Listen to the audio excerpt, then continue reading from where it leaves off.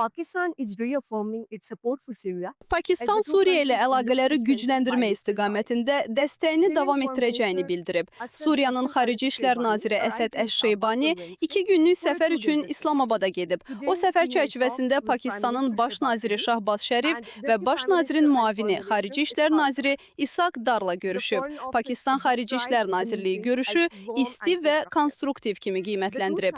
Tərəflər ikitərəfli əməkdaşlığın genişləndirilməsi və regional vəziyyətlə bağlı məsələləri müzakirə ediblər. Baş nazir Şahbaz Şərif siyasi əlaqələr, müdafiə, ticarət, investisiya, təhsil və insan resursları sahələrində əməkdaşlığın gücləndirilməsinin vacibliyini vurğulayıb.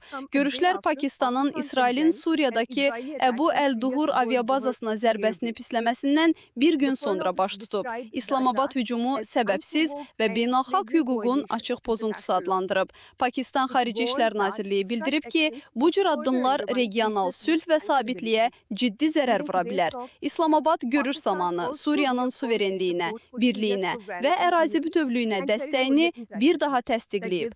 Səfər Pakistanın Suriyanın yeni rəhbərliyi ilə diplomatik əlaqələri inkişaf etdirmək niyyətini göstərir. İndi əsas məsələ siyasi dialoqu daha geniş əməkdaşlığa çevirməkdir. Bu, Suriyanın regional gərginliklərin mərkəzində qaldığı bir dövrdə baş verir. Maryam Ziya, A-News, İslamabad. Mariam Ziya, A-News, Islamabad.